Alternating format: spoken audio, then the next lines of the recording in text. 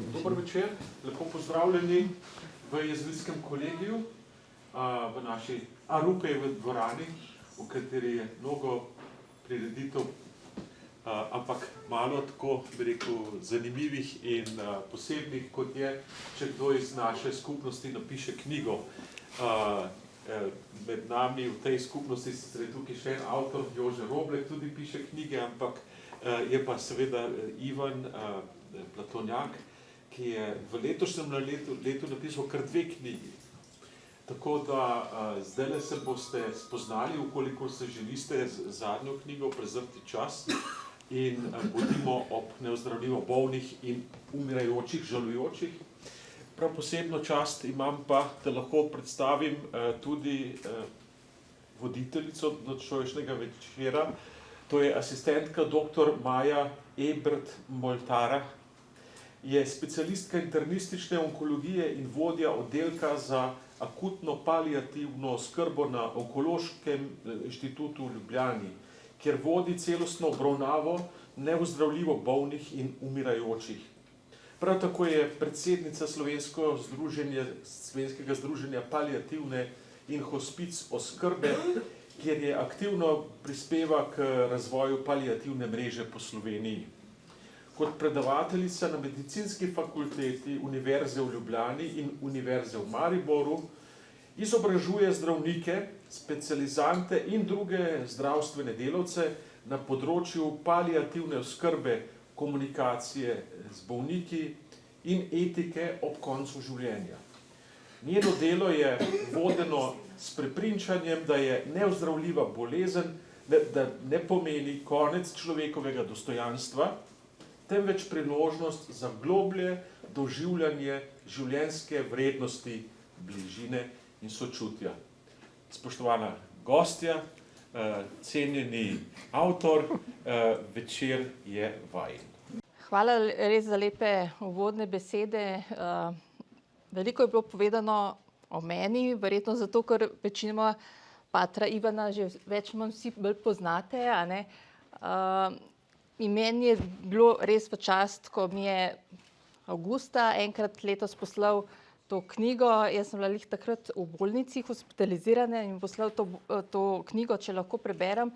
In vam čisto odkrito povem, če sem lahko zelo odkrita, takrat sem rekla, joj, jaz pa res teh vsebin pa zdajle pa res ne bi prebirala, ne. Ker moram priznati, da ja, jaz delam z veliko resno bolnimi, umirajočimi in popoldan, ko imaš kakšno urico za sebe, ponovadi ne posežeš po taki literaturi, a ne.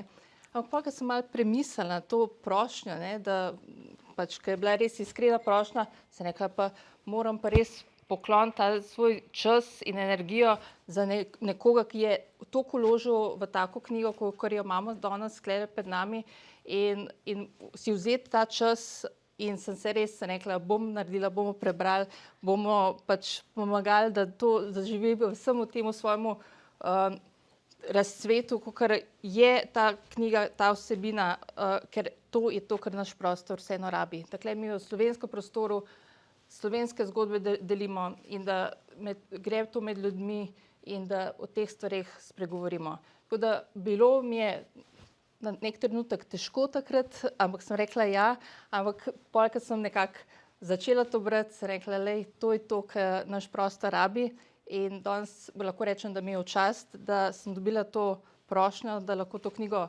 kot eno izmed prvih preberem in jo tudi nekako, bom rekla, mogoče malo dodatno oblikujem, a ne. Čisto malenkost, drugače je to vse njegovo delo, a ne, ampak tako hočem reči, to je nekaj, kar mi kot družba rabimo, take vsebine in da se o teh stvareh res čim več pogovarjamo.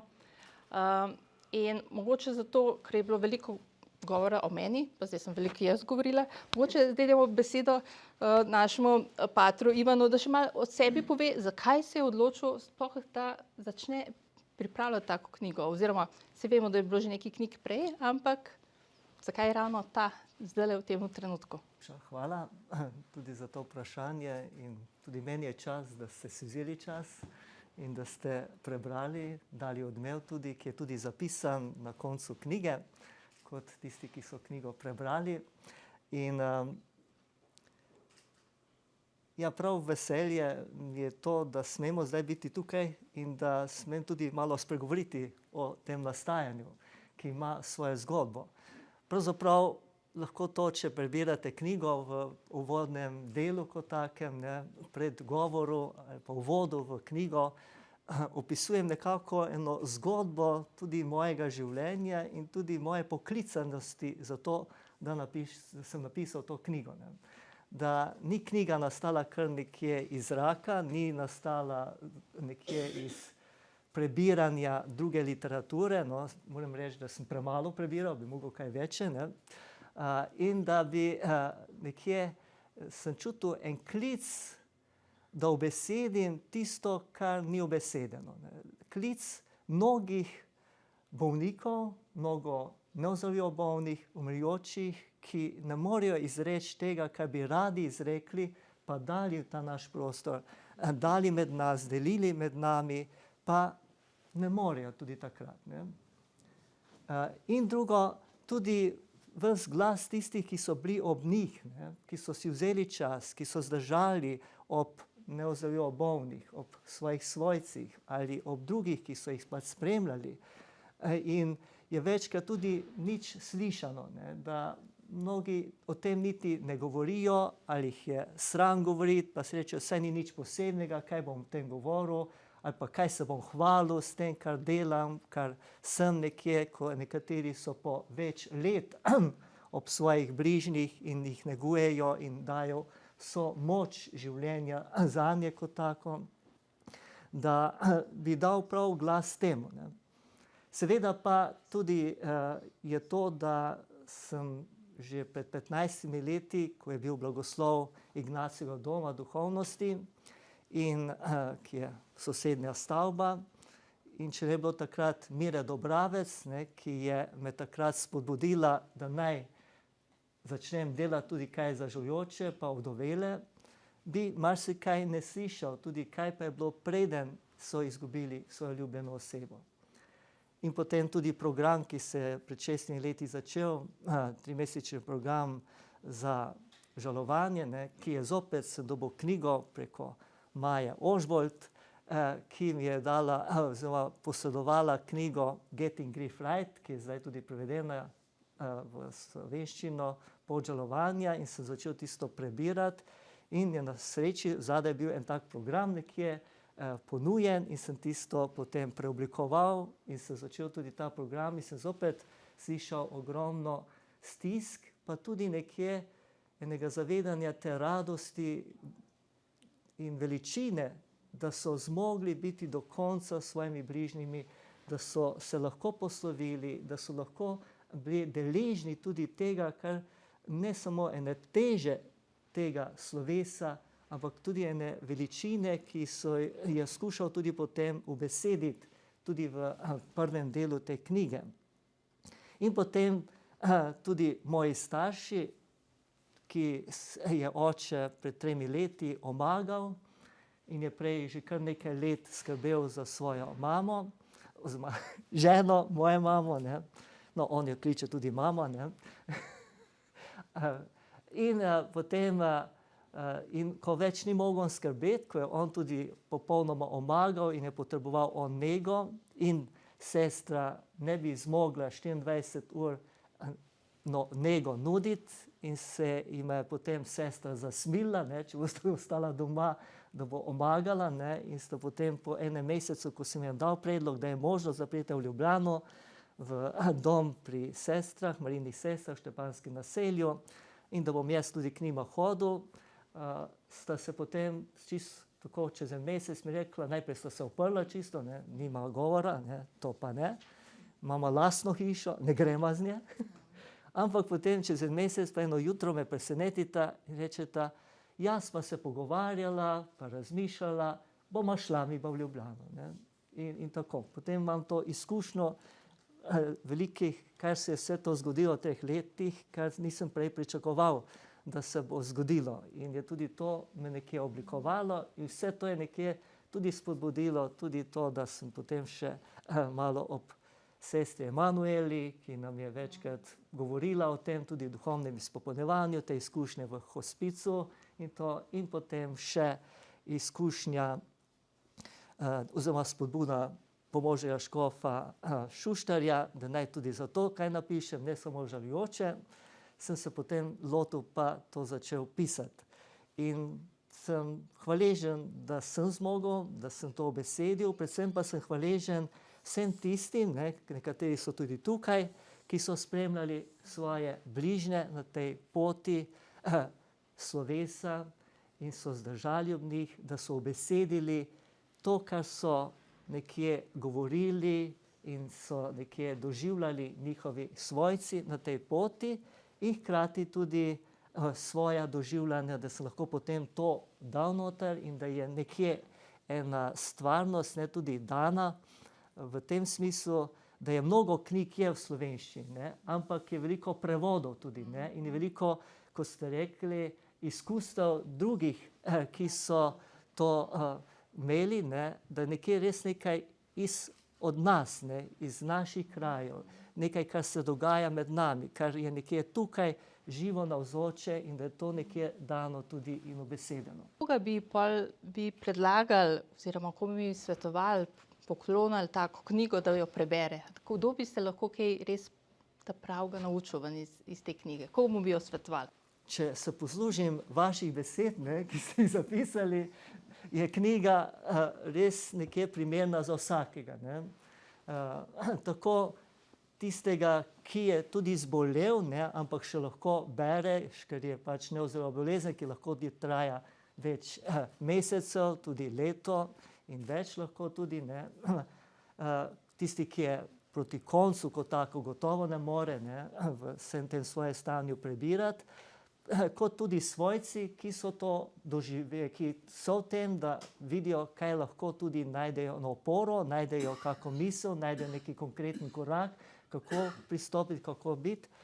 Drugo, zdravstveni delavci, negovalci tudi v domu in tisti, ki se tudi nekje srečujejo s tem in včasih ne najdejo tudi enega prostora, da bi našli in izrazili to, kar v sebi doživljajo, kaj razmišljajo, s čim vprašanji, ki se soočajo vsem tem, da tudi ena pisana beseda jim lahko pri tem pomaga, da nekje stvari ozavestim. Tudi ko sem jaz prebiral tisto Getting Grief Right, ko sem prej že poslušal, že skoraj 9 let žalujoče, nisem zmogel nekje stvari povezati, nisem mogel nekje najti, kaj pravzaprav se tu dogaja, zakaj tako različne reakcije, zakaj tako različno tudi doživljanje in tudi pot žalovanja, da sem potem ob tem avtorju, ki je tako pristno, človeško, skozi svojo zgodbo, pa zgodbo drugih prikazal in mi pomagal videti resničnost žalovanja in procesa žalovanja. Da tudi tukaj ob tej knjigi lahko pa vidimo, kaj pa zapravo se dogaja tako tistim, ki zboli, ki je na poti slovesa, kako tisti, ki so zraven. Kaj vse se zgodi, kaj vse se prebudi, kakšna vsa čustva, doživljanja, kakšne vse stiske, težave.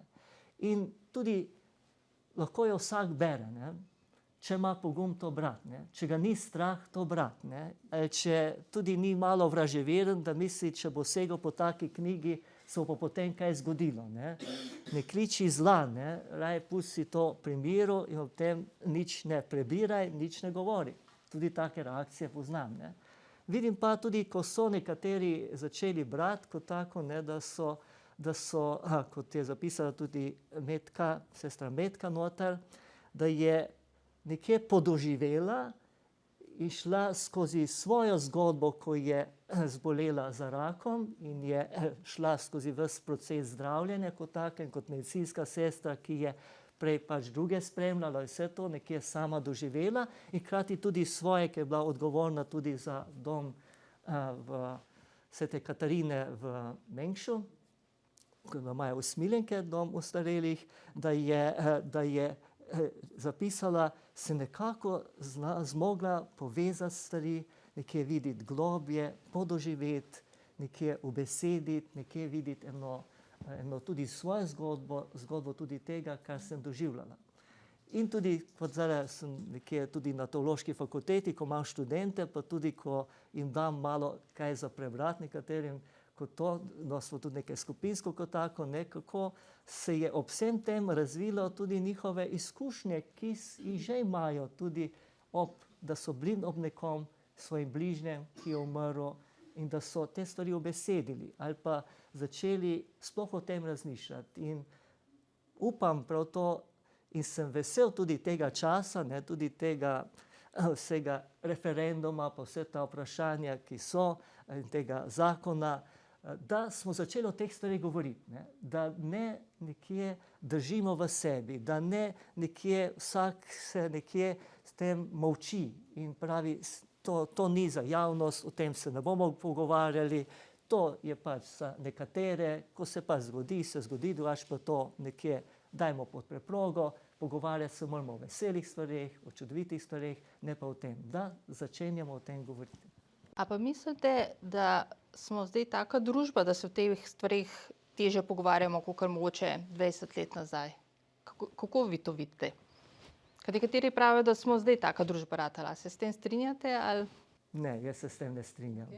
V resnici je bilo to splošno človeško. Tudi v preteklosti, skozi vso zgodovino človeštva, se je o teh stvareh molčalo, ne. In vsak je nekje šel skozi ta križ, to moram sam predelati, tako žalovanje, to moram pač pretrpeti, tudi to, da sem zdaj zbolel ali pa da sem zdaj ob tem mojem družinskem članu in mu pomagam, kakor pač lahko, ne. In o teh stvareh se ni govorilo, ne. Gotovo, več se je molilo, več se je nekje zaupalo Bogu, več se je prinašalo tudi pred Boga, ampak ne pa, da bi te izrekli, da bi o teh stvareh se pogovarjali, da bi to nekje dali ven iz sebe in da bi bili slišani. Se mi zdi, da zdaj veliko več govorimo in je nekje tudi en čas tudi, ne, ko se o vseh stvareh govori, je pa problem, da se o teh stvareh ne govori, da so pa tudi danes tabu teme, ne. O marsičem govorimo, ogromno govorimo, kar se v preteklosti ni govorilo, ne, ampak določene teme, kot so tudi to umiranje in vse, kar se dogaja, tudi umiranje, to pa ne, o tem pa ne bomo govorili, ne. In kot da ne želimo tega časa in ne odkrivamo tudi, zakaj je tudi pomemben. Kako pa vidite to v različnih generacijah? Med starejšimi, med mlajšimi, je to kakšna razlika v temu? Kako so mlajše generacije? Nažalost, ne, se bolj srečujem z starejšimi v tem v procesu tudi žalovanja in to, ki potem, skozi to, ko so to doživeli in ko nekje tudi v tem programu, 3-mesečnem programu, ki je še srečen na 14 dni po 2 uri in so povabljeni in dobijo vprašanja, da te stvari malo bolj obesedijo, tudi več o tem govorijo. Drugače je vprašanje, če bi sploh govorili, ne, in če bi sploh sami sebi ozavestili, kaj vse se je zgodilo, kaj vse so sami doživljali, kaj so doživljali tudi njihovi dragi, ko so jih spremljali, ne.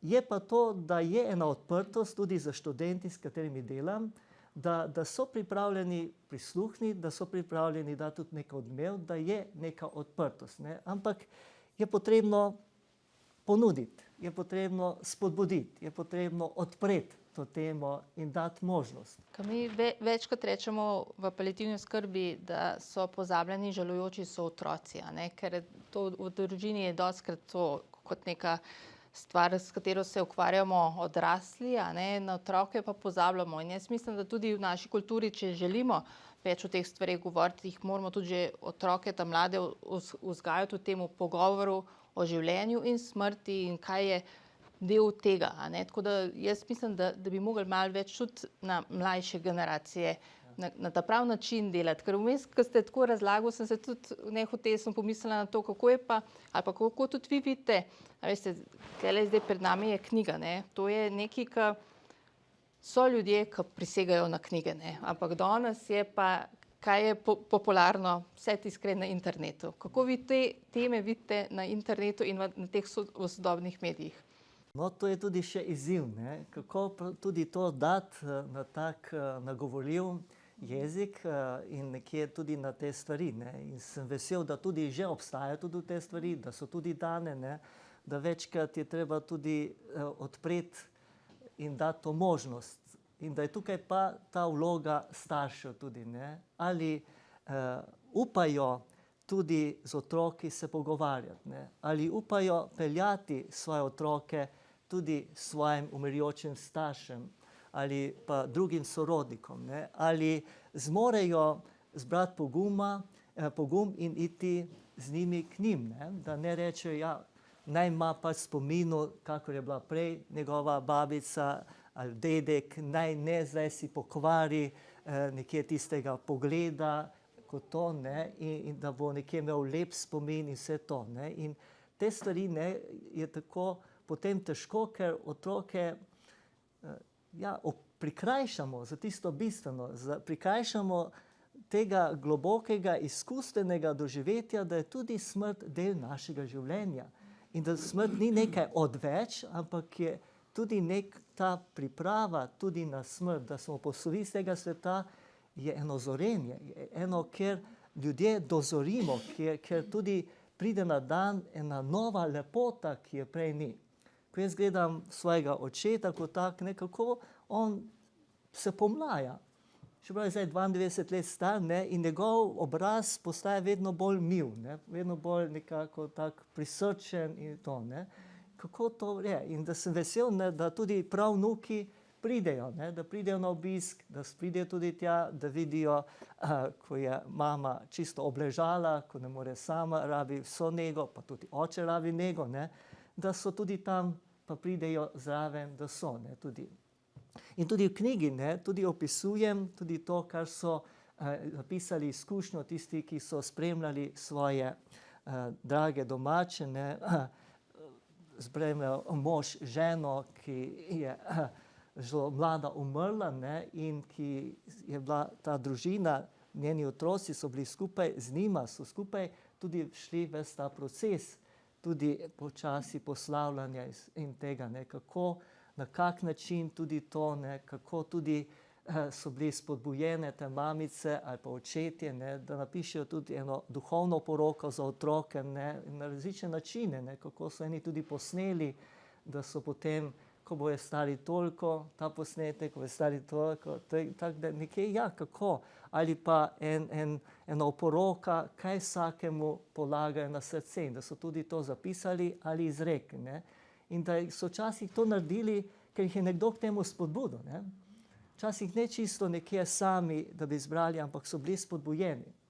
Ali pa tudi izkustvo v hospicu, ne, kot zapisuje izkustvo sestra Manuela, pa je noter tudi zapisano, ko so prihajali otroci, majhni otroci k tem umirajočim, ki so bili tam in so jih spremljali, ne, in kako so bili veseli ti ljudje in tudi otroci so nekaj začutili, nekaj velikega tudi, ne.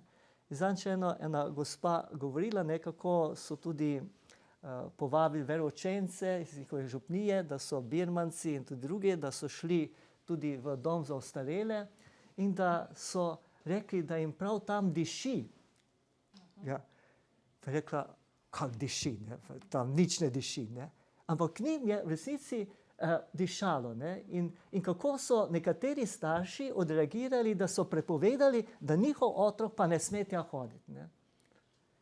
In ja, je svoboda, ne? In kako so tudi ti otroci potem skoraj bili nevošljivi drugim, da so lahko šli. In da so se srečali tudi s temi ljudmi, ne? Da ni nekaj kot tako. Kot tudi potem pri žalovanju in vsem tem, tudi zapisi različnih teh izkustev, ne? Kako so tudi otroci to, in potem je pa zopet treba se pogovarjati, jih slišati, da lahko tudi te stvari obesedijo kot tako. Ne? Tudi ena mamica mi je rekla, ne, da je peljala eno 6-letno hčerko, a je še manj bila, ne, na pogreb enega daljnega sorodnika, ne, in je bil tudi tam v krsti je bil pokop in vse to, ne, in hčerka je potem čez 5 let povedala, ja, da je doživela eno veliko stisko tudi tega zavest, da bo umrla, ne. Seveda, to se lahko zgodi, ne. In takrat je rekla, sem videla, ja, da se nisem z njo nič pogovarjala prej, nisem se nič pogovarjala potem, sem pač kar tako pustila jo, ona ni nič rekla, jaz tudi nič jej rekla, ne? In seveda, potrebno je se pogovarjati, potrebno je o teh stvareh spregovoriti, ne? Potem, ker ne moramo kar vršiti otroka v to noter, ne? To, ko bo majhnega otroka vrkel v morje, pa naj plava, ne? Če bo splaval, bo, če pa ne, pa pač ni splaval, ne?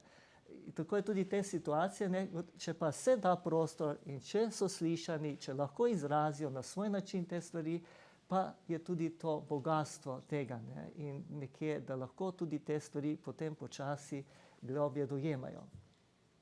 Če bi mogli na hitro v 2 ali 3 stavkih povedati, kaj se lahko ljudje naučijo, ko bojo to knjigo prebrali. Kaj bi bilo tisto? Vem, da je to blazno težko, ne? Ampak tako se vas malo izziva. Ne znam biti kratek, ne? Vse ni treba biti kratek, ne? Ampak tako, da vse.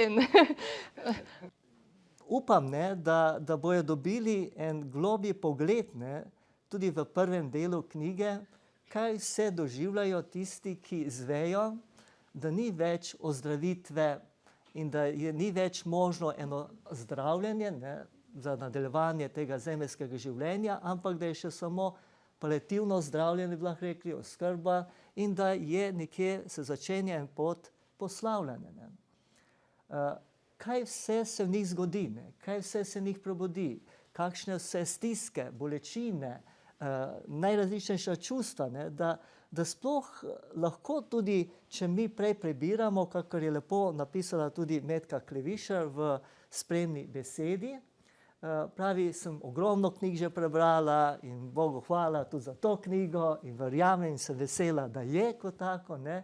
In potem eno izkušnjo ene svoje prijateljice, ne, ki je rekla po smrti svoje mame kot tako, ne, rekla, ogromno knjig sem prebrala, ne, tudi o tem, kaj se dogaja ob tem času, tudi umiranja in vse to. In je bilo to čisto drugače spremljati mojo mamo. Ampak je rekla, hvaležna sem, da sem to prebrala, da sem toliko knjig prebrala, kajti v vsem tem sem imela neko podlago, ne, na kateri sem potem jaz lahko odreagirala, da sem jaz lahko nekje našla tudi svoj način, kako pa zdaj v tej situaciji, v tej konkretni situaciji v spremljanju moje mame, ne, ki ni zdaj neki tuj človek, moja mama, kako na pravi način odreagirati, na kak način biti ob njej, kako nuditi tisto, kar najbolj potrebuje. Prav, v bistvu odgovor je zelo lahko kratek iz moje strani. Vsak bo najdel nekaj zase, a ne? Vsak bo najdel tisto, kar bo za njega mu ustrezalo v njegovi situaciji. In dejansko je ta knjiga nosi veliko sporočil in vsak lahko najde noter nekaj, kar se ga bo dotaknilo, nekaj, kar se bo naučil. Tako da tukaj je res veliko, veliko uporabnih in nasvetov in sporočil. Tako da, zdaj imam pa še eno vprašanje. Zakaj tak naslov? Zakaj tako naslov? Ja, to je res počasi nastajalo, ne? To neverjetno, kako ni enostavno najti naslova, ne? Je skoraj lažje knjigo napisati, kot naslov potem najti, ne?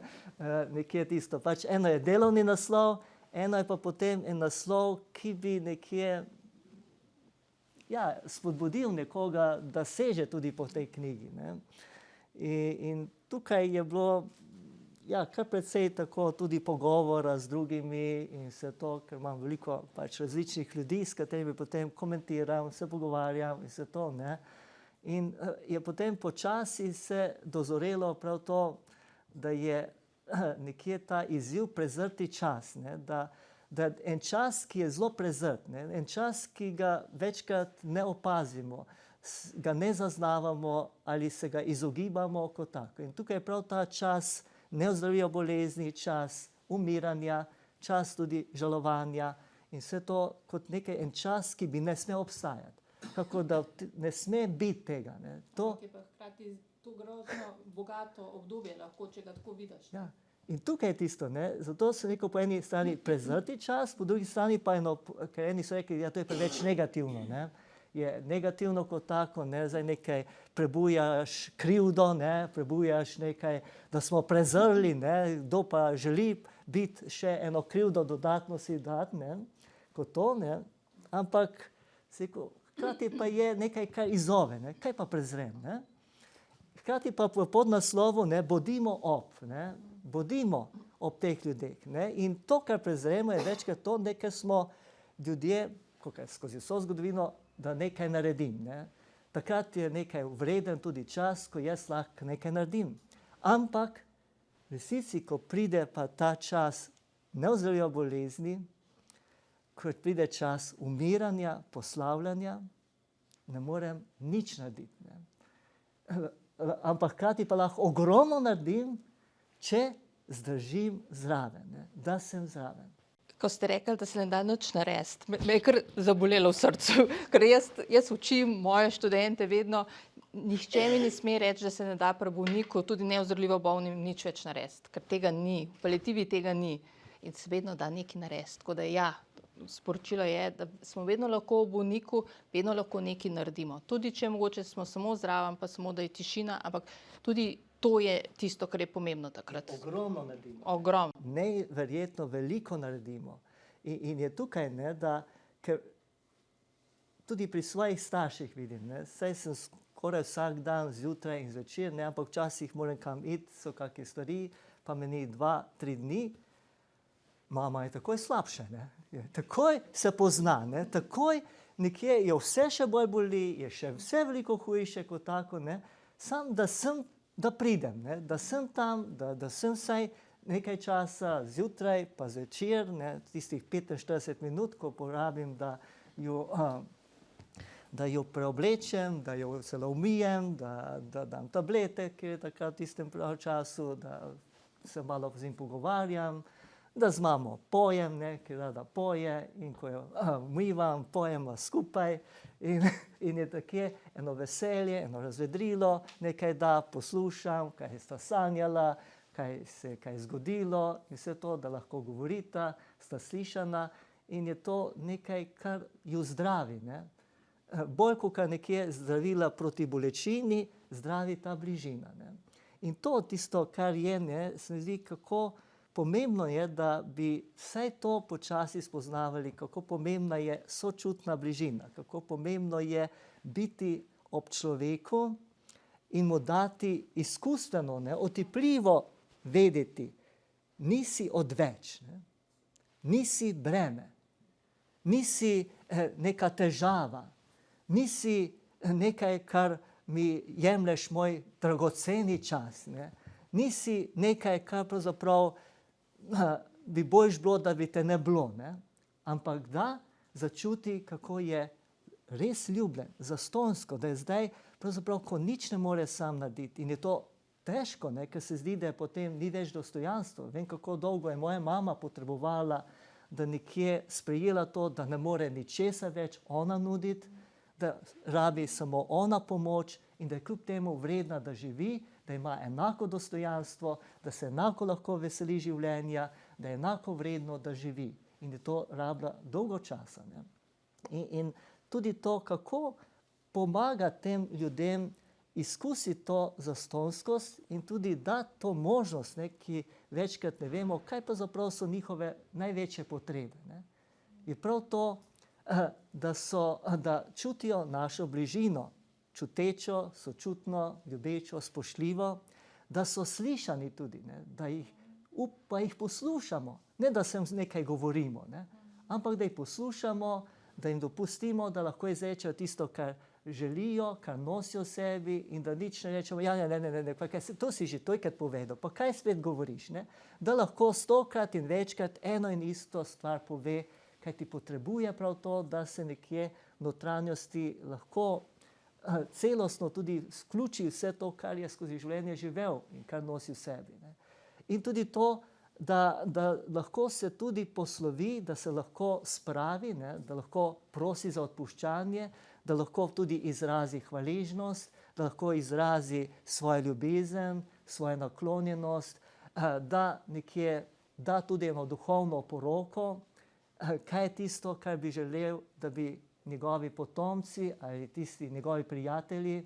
Kaj vse se lahko še naredi takrat, tudi ko si, bom rekla, v zadnjih urah, dnevih življenja, kaj so še sporočila, ki jih imamo lahko od teh ljudi. Ne?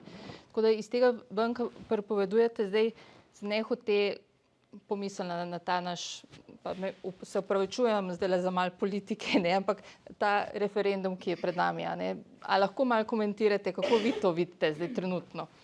Pač jaz vidim tudi to kot milostni čas. Ne? V tem smislu, da končno se več o teh stvareh začne govoriti. Ne?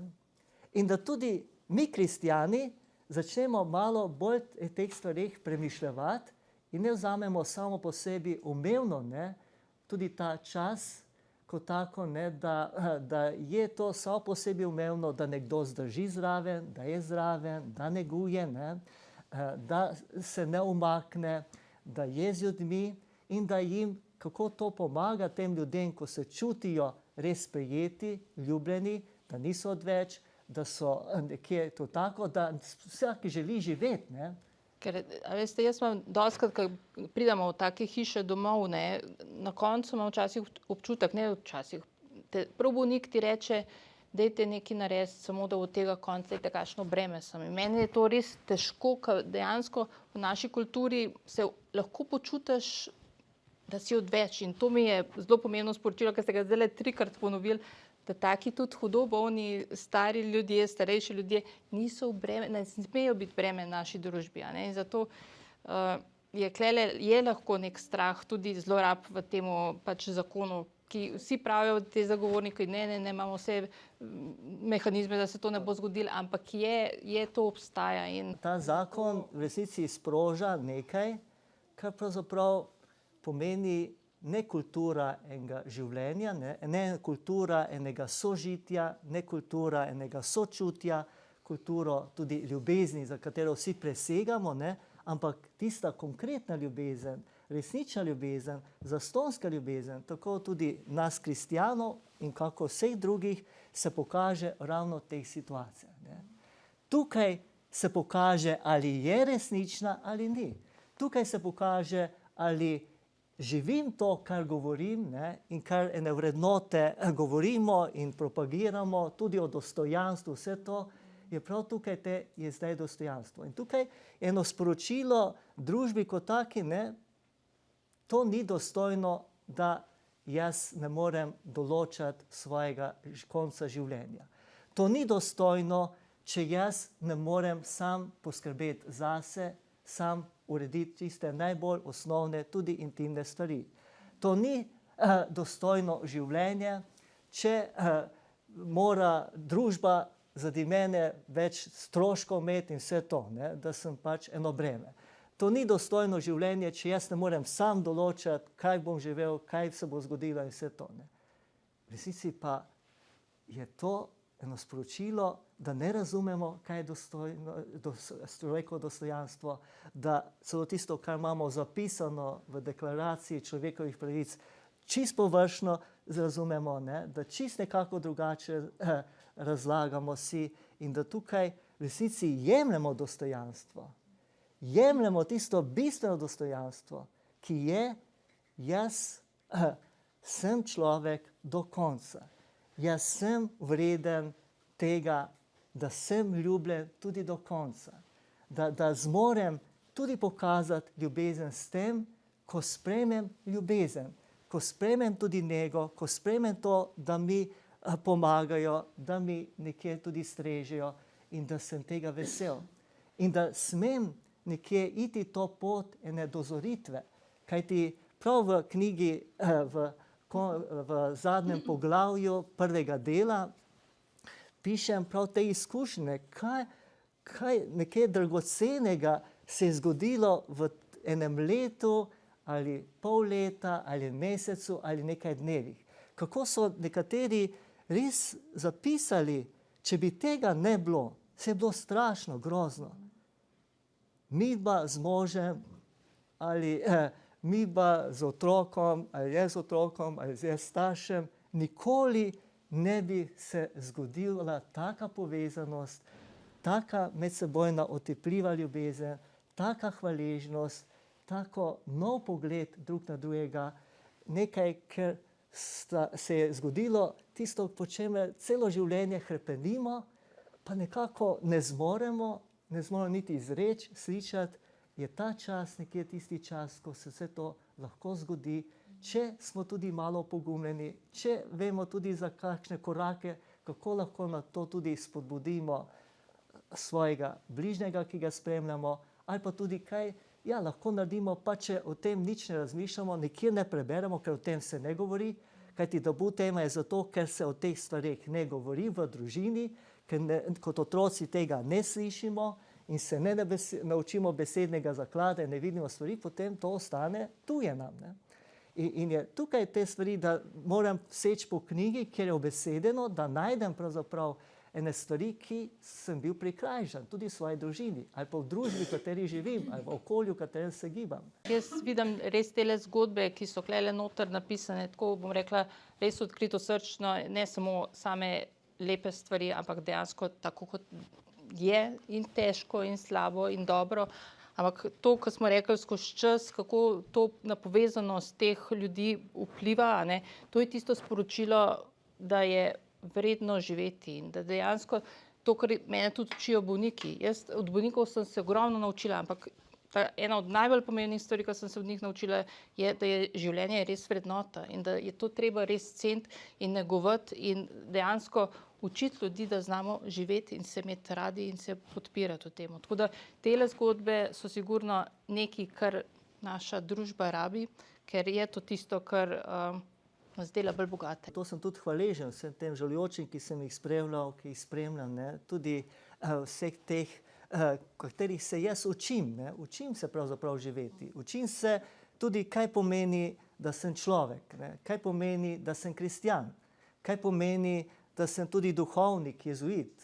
Kaj pomeni, da pripadam tudi temu narodu Slovencem. Da nekje odkrivam tisto, kar pravzaprav se nisem niti zavedal, dokler nisem začel poslušati.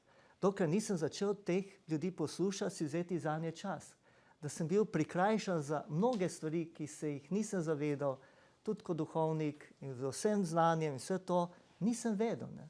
Sem sicer bil zelo po eni strani nečloveški, ker veliko temeljnih človeških izkustev se nisem zavedal. Ne. Ali pa sem jih preveč oddaleč gledal, ali pa preveč tudi teološko, nekje spiritualno, kot tako poduhovljeno, ne pa nekje tisti konkretnosti, kjer se pokaže duhovnost. Ne.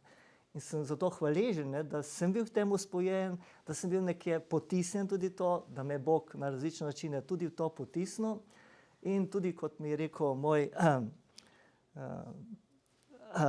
rektor tudi v bogoslovju, kot tak, ko sem ga zadnjič obiskal, ki je tudi že kar nekaj časa tudi priklenjen na posteljo, rekel, ponosen sem date, hvaležen sem ti, ker si krščansko duhovnost ali pa teologijo duhovnosti, ki jo poučujem, naredil nekaj praktično, nekaj konkretno, nekaj življenjsko. Da to ni neka abstrakcija, ampak da je nekaj, kar se živi, kar je konkretno življenje in kjer večkrat omagamo, lahko smo duhovni vse posod, kako pa tej konkretni situaciji, kateri je življenje in kateri se življenje odgaja in kjer v resnici postajamo, če ne zbežimo, če ne prezremo ta čas, veliko bolj človeški in veliko tudi božji, veliko bolj kristjani v polnosti, kako če to prezremo in ne vstopimo v to noter in nismo v tem. Zdajle bomo mogli počasi verjetno to zaviti v eno lepo mašnico narediti. Kako bo zaključila, da bo tako ta pravo sporočilo za konec? Kaj bo rekla? Tale knjiga je res nekaj bogatega za našo, bo rekla, čas in našo družbo, tako da vsi tisti, ki mogoče še ne vedo, da obstaja, naredite reklamo med njo, da bojo posegali po njej in da bojo ljudje jo prebrali, vsak se lahko nekaj ven iz tega nauči, to sigurno. Tako da jaz jo priporočam vsem. Sem zelo hvaležen vam res, da se toliko trudite, ne? In toliko tudi naredite za to. Ne? Ok, jaz bi pa mogoče zdaj samo se v imenu, mislim, da vseh nas, če mi dovolite, da se v imenu vseh nas zahvalim patru Ivanu, zato da je to res napisal in da je ta knjiga z nami in da gre ta knjiga zdaj naokrog, bomo pa vsi malo poskrbeli, da bo šla med ljudi tako, kot je prav. Tako da hvala.